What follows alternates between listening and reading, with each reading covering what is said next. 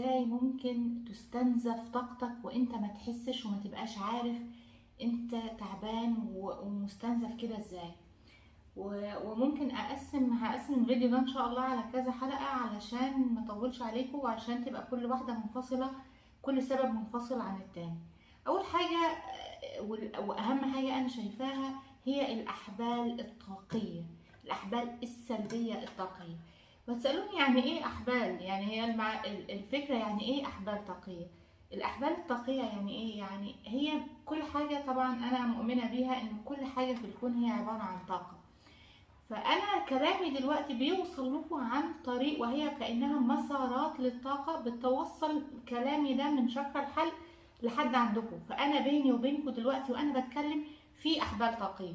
الاحبال الطاقية دي ممكن تبقى ايجابية، اللي هي مشاعر الحب. يعني انا مثلا بحب حد فببعت له حب، وببعت له مودة، وببعت له مباركة وامتنان ومش عارفة ايه.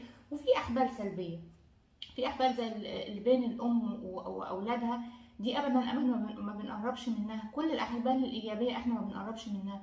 اللي احنا بنقطعه او بنتحرر منه هي الاحبال السلبيه الطاقيه. السلبيه، الاحبال السلبيه. ليه؟ لان انا دلوقتي مثلا انا بتكلم مثلا معاكم، فحد قال يا سلام دي بتشرح كويس قوي، يا سلام دي مش عارفه بتوصل. والمذيعين بقى، كل الناس اللي بتتكلم بابليك سبيكينج، كل ده المفروض يقطع احبال كتير كتير من على شفر الحلق.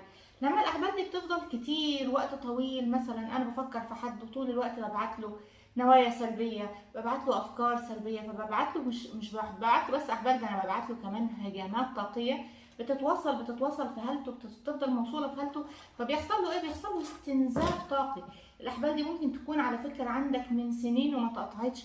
انا فاكره والله في جلسه، انا عمري ما انسى الراجل ده، سبحان الله، يعني مكمل الاحبال السلبيه اللي كانت عنده. كان اول مره يقطع احبال، اول ما قطعت الاحبال كان يعني طاير من الفرحه انه قد ايه بقى حاسس بالخفه. الاحبال دي بتستنزف منك، وبتستنزف طاقتك جدا، وبتخليك حاسس انك كسلان وهمدان وتعبان وجسمك كله بيوجعك وانت مش عارف ليه.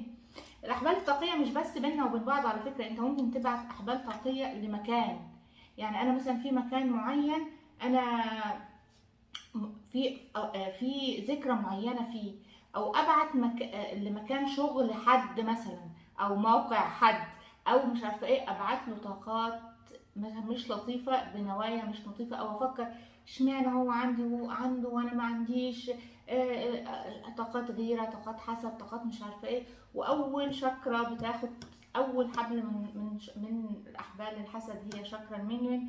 والمتابع معايا في البرانيك هيلينج عارف ان شكرا المنيون دي جدا مهمه. وشكرا السريه بيتكلم عنها المنيون، بيتكلم عنها البرانيك هيلينج، وهي خلف شكرا السره في الظهر، وهي شكرا الجلوري، وكانك الحاجه اللي انت بتتباهى بيها وعندك بهاء كده فيها. فبتلقط اول حبل سلبي للحسد. فاحنا لما بنقطع الاحبال السلبيه دي احنا بنحفظ طاقتنا من الاستنزاف.